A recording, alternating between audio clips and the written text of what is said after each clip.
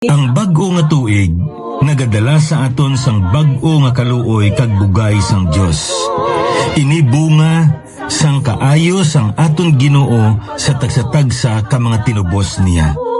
Gani pagigupod kamo sa akon, kay sa sulod sining 30 ka minutos, aton pagapamanandungan ang mga prinsipyo kag pagtulun-an sang pulong sang aton Ginoo na tuhoy sa bag-o nga tuig.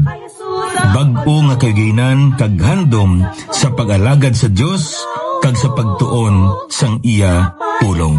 Ang dinalan sa kasulatan sa aton sa sininga adlaw makita sa mga kasulatan ni Solomon sa mga Hulubaton Kapitulo 2. Kaga akon pagabasahon ang versikulo 3 tubtob 6. Ang pulong sa Dios nagpahayag sa aton sa mga Hulubaton Kapitulo 2 versikulo 3 tubtob 6. Huo kung magtuaw ka suno sa paghantop, kag magbayaw sang imo tingog, tungod sa paghangop.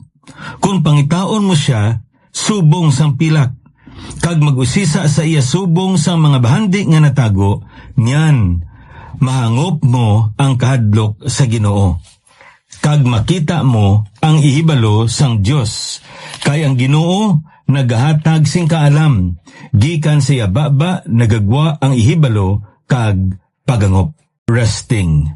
Amo yadto ang title sang kalantahon nga bag-o naton nga ginpamatian kag sa pagkamatuod ang Ginoo gid lamang naton ang makahatag sa matutuod gid nga kapahoyan.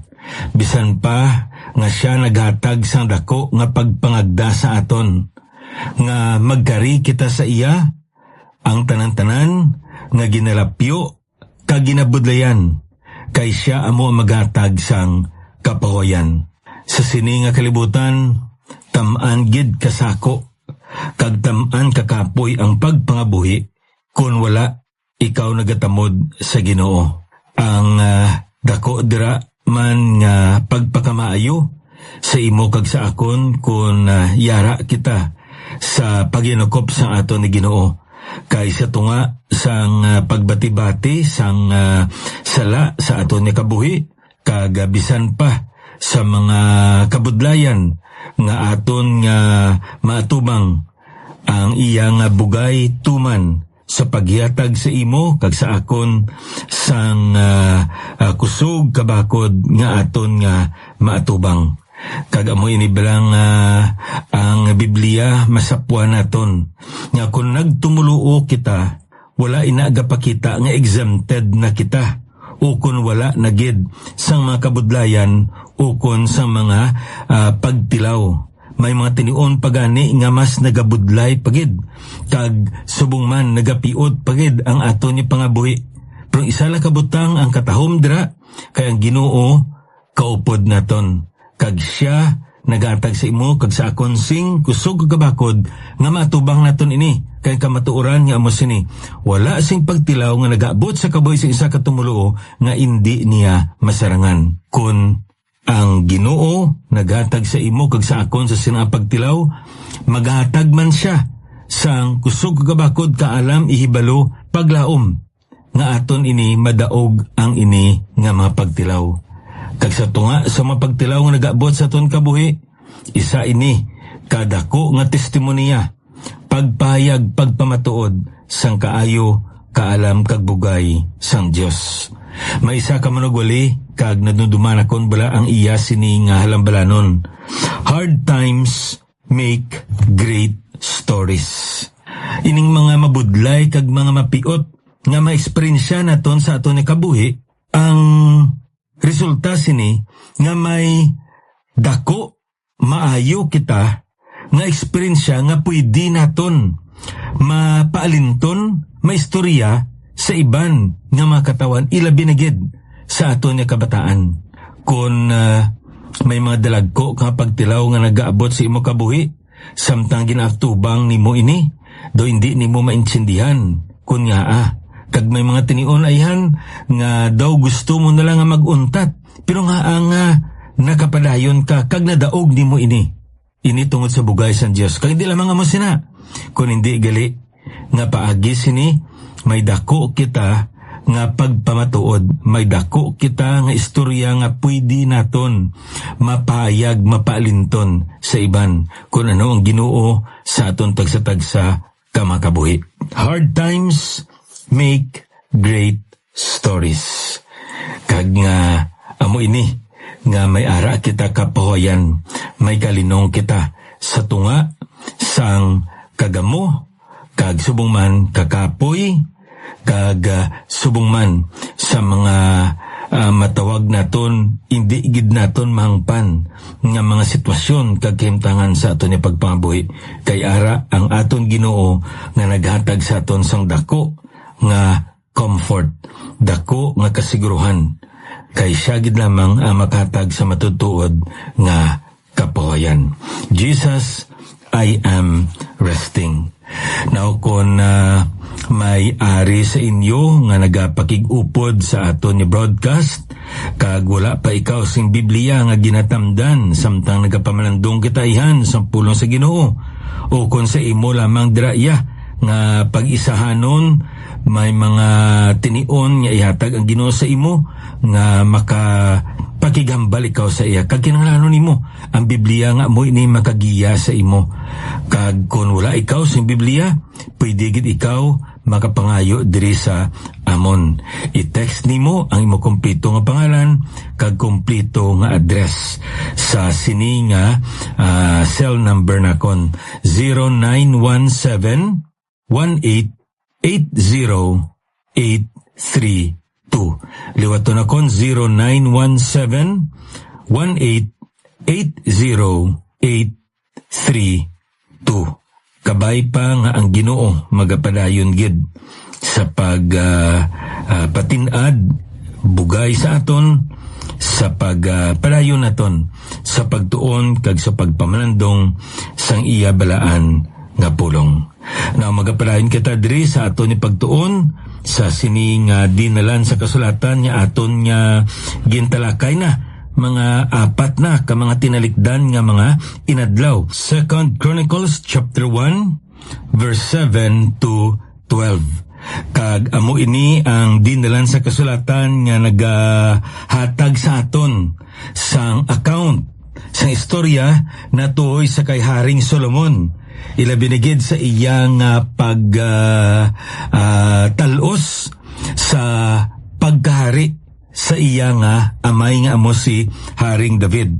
Kagang isa kabutang nga makita naton dira sa pulong sa Ginoo nga sa pagpanugod ni Solomon ang Ginoo nagpahayag sa iya pagi sa damgo. Kag sa kagabihon ini kag ang pulong sa Ginoo nagambal sa aton nga nagsiling dira ang Ginoo, pangayo ka Solomon kung ano ang ihatag ko sa imo. Anong butang nga ginandom nimo?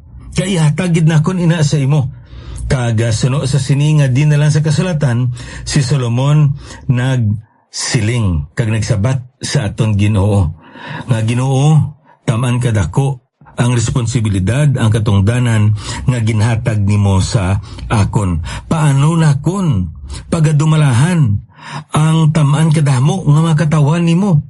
Kag ang akon namang handom Ginoo nga hatagan nimo ako sing ihibalo kag sing kaalam nga amo ini ang magagiya sa akon sa pagdumala ko sa mga katawan nga gintugyan nimo sa akon. Subo nga ini ipalig-on nimo ang imo nga katipan sa akon amay nga si David. Kag suno sa makita naton dira sa pulong sa Ginoo, aton nga Dios nalipay namuot sa sini nga pangabay, sa sini nga ginpangayo ni Solomon. Kag ang Ginoo naghatag sa iya sang ihibalo kag sang kaalam, kag hindi lamang amo sina tungod wala man saya nagpangayo sang manggad o kung sa mapakabutang bisan pa kadungganan o kung bisan pa ang kabuhi sang iyang mga kaaway dra. Nagambalang Ginoo, ihatag ko ang iniman niya butang sa imo kag ang katahom amo ini ang ginsaysay diri sa Ginoo sa aton. Hatagan kuman ikaw sing kamanggaran, pagkabutang, kagadungganan, kasubong sang wala pa makaagom sang mga hari nga una sa imo, kag walay na makaangay nga bisan sin-o sa ulihi nimo.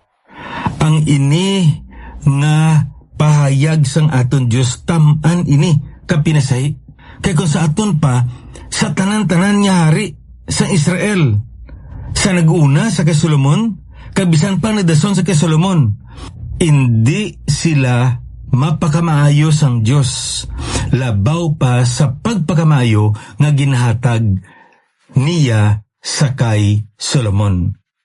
Ayan pamangkot nga amo sini, nga ang amo ini ka bilidhon, kag ka labing bulahan ang sahaadya sang Dios sa kay Solomon. Ayan makita naton ang ini nga sabat suno man sa ginpahayag sang Dios sa kay Solomon. Kay diri sa versikulo 11, sang ginhambal ini ni Solomon sa aton niya Dios, nga ang ginapayo niya amo ang kaalam kag hibalo. Ang Ginoo nagsabat sa adri, ang Dios nagsiling kay Solomon, versikulo 11, bangod yari ini sa imo tagipusoon. Kung sa aton pa, ang ini nga butang. Ano ni nga butang? Nakita diri ni Solomon kung ano kabugat ang katungdanan ni gintugyan sang Dios sa iya. Kag wala na sa iban pa nga makabulig sa iya kung hindi amo ini nga butang. Kay ining manggad, ining pagkabutang, ining kadungganan, bisan pangkabuhi sang iya dira nga mga kaaway o kung nagadumot sa iya. Mga butang ini nga makahatag man sing kasiguruhan sa iya nga trono, nga wala si may makakuha, kag nga tamaan kadako ang impluensya niya bilang hari, pero nabalaan niya nga umalagay lamang ini. Ang butang nga makapadayon, amo ang kaalam kag ang ihibalo. Kag nibaluan naton kung aton ini nga tauron si Mayo, no? Ginhambal man ini ni Solomon dra sa Proverbs chapter 2 sa aton passage of the day, halin sa verse 3 to 6. Yea, if thou criest after knowledge and lifted up thy voice for understanding. Ano ba silingon sini? Nga magsinggit kag subong man panawag. Ano ba silingon sini? Ang kamaturan diri nga makita naton gali nga kung nagasinggit ka, nagapanawag ka, abot silingon sini, nga gusto nimo nga kuhaon ang iya nga atensyon. Kay nga aman, kinanglanon mo siya. May kinanglanon ka sa iya. Ti anong bot silingon sini? Ang gusto diri hambal ni Solomon gili sa iya anak nga mo sini. Anak ko, kung magpanawag ka, kay kinanglanon mo ang kaalam, kinanglanon mong pagangop, pangitaon mo siya, katulad sang pilak, kag subong man sa mga natago nga mga manggad. Nyan, may baluan mo kung ano ang botsilingon sang kahadlok sa Ginoo. Kag nibaluan naton nga ang kahadlok sa Ginoo amo ini ang ginatawag naton dira kabangdanan, ginalinan sang ginatawag naton ihibalo. Ti kun aton isisaon balik kita sa kay Solomon, amo ni gali ara na iya sa kay Solomon. Katahom sini, no? Amo ni nga ginakabig naton, no? The king who started right, the king who started strong, yet ended weak, yet ended wrong. So, amo ni ang makita naton. Masubo, kaya wala agid naton makita ang ginexpekta naton kita ni kay Solomon nga magpanugod siya, nga insakto, kag untat, magatakop ang iyang pagpangalagad bilang hari, nga insakto man. O kung nagsugod siya nga mabaskog, kag magauntat nga pagkari, nga mabaskog man. Pero nabalaan naton nga hindi maayo ang katapusan ni Solomon, do katulad ini sa kay Samson, no? Kag bisan pa sa kay Lot, no? Ti ini nga mga katawhan, ginsulat ini sa pulo sa Ginoo, agod nga matuduan kita sang dako nga leksyon. Nga kung hindi kita magsalig sa Ginoo, malipatan naton siya, magtalikod kita sa iya, anong matabo? May posibilidad nga kopyahon naton, aton ni sundon, mailog naton, ang dalan o kunang banas gaginlaktan sa sini nga mga katawan.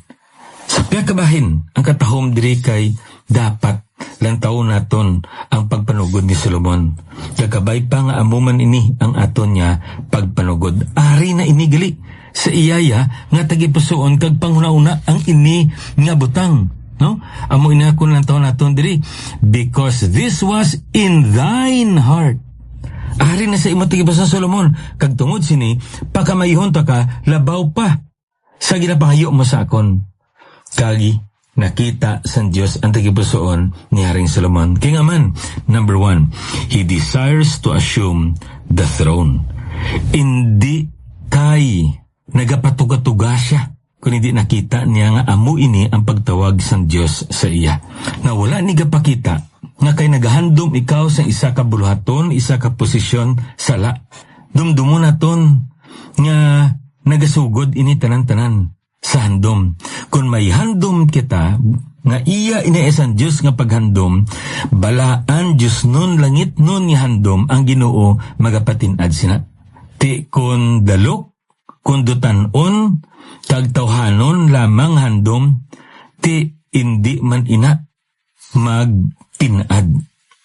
Amo na kun aton niya lang taon sa kay Jeremiah, anong ginhambal niya da? Nya hindi ka maghandom sa dalagko nga mga butang. Anong but silingon sini? Kung naghandom ka sa dalagko nga butang, kag ang imong handom na base sa imo tawhanon kag sa imo dalok nga motibo, ti wala gid ina sing pasinantuan, wala gid ina sang pagadtuan ko diin. Pero imong handom Diyos nun, langit nun, balaan nga handom ang Ginoo magapatinad man sini. Madamo sa makatawan. Bisan pa sa Biblia kag sa aton man nga makita naton ginatog naton Christian history. May makatawan nga dako ang paggamit sang Ginoo sa ila. Kay nga man, una may handom sila nga magpagamit sa Ginoo kag tungod sini gingamit sila sa Ginoo sa dalagko man nga butang. Ti amo ini makita naton diri sa kay Solomon. So basically for him, when he assumed the kingly throne, it was not by lineage, but rather it was because of God's appointment. Hindi lang niya gali kay tungod anak sa sanghari, ti dapat nga maghari man siya, kundi nakita niya nga maghari siya kay gintangdo ini sang Ginoo para sa iya. He desires to assume the throne.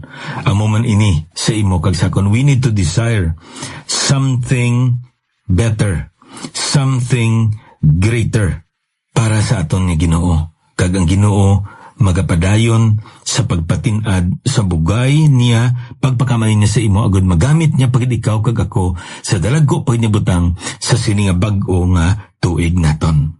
Ikaduha diri, he finds meaning of his position. Ano ini nga posisyon? Bilang hari. Lantong tablang versikulo 9, katahom sang ginambal diri ni Solomon, karon og Ginong Dios, palig-una ang imo saad kay David nga akon amay. Nanotaran naton ini, wala siya nagambal. Tungod kay ginimo mo ko Ginoo nga hari sa sining nasyon sa Israel, sa imo katawhan, ti may obligasyon ka sa akon Ginoo nga buligan mo ko. Walay sapay nga pwede gid ina ihambal ni Solomon. Kay tinibaloan naton, kung ang Ginoo nagbutang sa imo sa sinakatungdanan, siya man mismo ang magbulig sa imo nga matuman nimo ang ina nga katungdanan. Pwede nga gid tumambal ni Solomon, pero ang katahom diri sa kay Solomon, amo nang ginambal niya, palig-una Ginoo ang ginsaad mo sa kay David. Ti anong saad niya kay David? Nga ang iya nga trono magapadayon. Kag naibaluan niya siya ang nagapungko subong sa trono ni David. Siya among talos sang iya nga amay. Kag tungod sini ang handom ni Solomon nga palig-unon nga maestablisar kag mapakita niya nga sa pagkamatuod ang Ginoo gid ang nagtangdo sa iya. Kay kung aton nga lang taon dira sa pulong sa Ginoo, masapuan naton nga sang paghari ni Solomon madamo man gali sa makatawan ni David nga hindi pagid kumbinsido sa kay Solomon. Ayan tungod niya si Solomon, daw hindi gid saya maisog, prominente ang iya personalidad. Kag amo ini nga nagapanilag pang iban. Kag hasta sa uli nga ginpakita ni Solomon pagi sa kaalam kag sa bugay sang Dios nga siya amo ang nagakaigo nga hari. Kaya nga man, kung ang taon naton diri sa Biblia, ang iya nga handom amo sini Ginoo tumana lang ang ginsaad mo sa kay David. Kung ano ginsaad mo sa akon amay kay David, naibaluan ko nga hasta ako mapakamaayo man kag makabaton man sang sina nga saad kay nagailig halin sa akon amay pagkadto sa akon ang ina nga saad. Katahom sin sa ginambal naton bala may mga tinion gid sa aton kabuhi nga ang aton gali kabataan napakamaayo tungod sa aton. Ayan tungod nga ning Dios nun kita sa aton pagpangabuhi. Ayan nakita sa aton kabataan ang aton mataro nga pagpangabuhi. Nangin ihimplo sa ila. Nyan ang Ginoo nagpakamaayo sa ila. Ayan may mga kabataan kita nga salawayon hindi gani mga Diyos nun pero delay wala ginukman insigida sa Diyos ang ini nga mga kabataan naton. Ayan ang isa ka rason tungod yara kita bilang mga ginikanan kag nga ang pasensya sa Diyos pinasay tungod yara siya sa paginakop naton. Ang muna importante ang aton nga role. Dra, sa naunang Korinto Kapitulo 7, may mga tinion gali nga tungod sa presensya sa mga tumuluo sa sulod sang isa ka di matinuohon nga panimalay ang Ginoo ang iya nga paghukom iya anay ginapaiway hatagan niya sang oportunidad sing kaygoynan nga paagi sa presensya sang tumuluo ining mga di tumuluo sa sulod sang panimalay makaaguman sang kaluwasan. Now that's very interesting. Amo ni gali ang aton nga role nga mga tumuluo sa sulod sang aton nga panimalay. Just like David, just like Solomon, because of the life of David, he being the man after God's own heart, he was able to bless Solomon because of that special relationship that he had with his God. Si Solomon nag-ani lang sa mga madamo nga pagpakamayo tungod sang iya nga amay. Ika-3. Not only that he desires to assume the throne, verse 8, he finds meaning of his position as king, verse 9. Lanto ang verse 10. He values the more important and more lasting things. Lanto niya bala, ano ang ipangayop niya? Ihibalo kag kaalam. Tinibaluan taman sa nagligad nga broadcast naton kung anong meaning sang ginatog naton knowledge, kag ginatog naton wisdom. Kaya pwede gali nga may ihibalo ka pero hindi ka maalam. Pero ang tanan-tanan nga maalam may ihibalogid. No? So katahom sina nga kamaturan diri nga makita naton. Amuni nga sa pangabuhi naton kabay pa nga hatagan gid naton sing dako nga importansya ang mga espirituano nga butang labaw pa sa mga material nga butang. Now I don't mean nga wala pulos ang mga material nga butang. Kaya kung wala sing pulos ang material nga butang, nga hatagan pa kita sa Dios ang lawas. Subat silingon ang material nga butang importante man para sa aton. Kaya ginimo man kita sa Ginoo nga material man nga butang. We need to be reminded that we are both immaterial and material. We're composed of soul and spirit, which is immaterial. And we have body, which is material. So kinahanglan man naton. Pero ang punto diri nga masunod katagan at pansibilangan ang magsitahe labaw pa sa mga material. Kaya man, kadelikado sa isang tao, madamo siya kwa nga sa kanag sa madam, sa mga bata nga pwede nilay mo. Tugod na kwartasyon, mabalit ng kasubian, ma-influensya niyang tao, mapaintakto niya ang tiko. Pwede sa mga abusador, wala sa panalabton, kadamat niya kwarta niya. Pero balaan na to.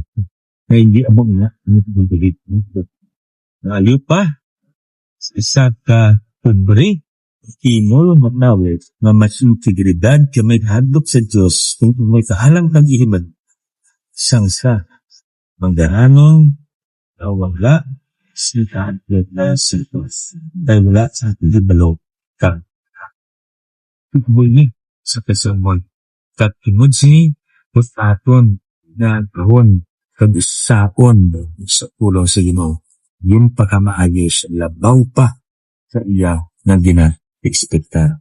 Kasi produkto. At sa tahong sinaman, labaw pa iya na pagpagkamaayos sa gina-expecta tungod ang iyang pagpagkamaayos sa atin. Kaya naman, first, he desires to assume the victory. Second, finds meaning to his calling. And that is to be the king of Israel. And the values, the more important and more lasting things. Amo ini na maputang atin nila pong askawit na. So, kakabay pa, nakatagin sa atong sintalang sa pag-atubang natin sa bagpo natin. Sa madason naman ni broadcast, ining abyan, talagat sa punginan, Pastor Neil Vilches ang Ginoo. Magkapakamayo sa inyo.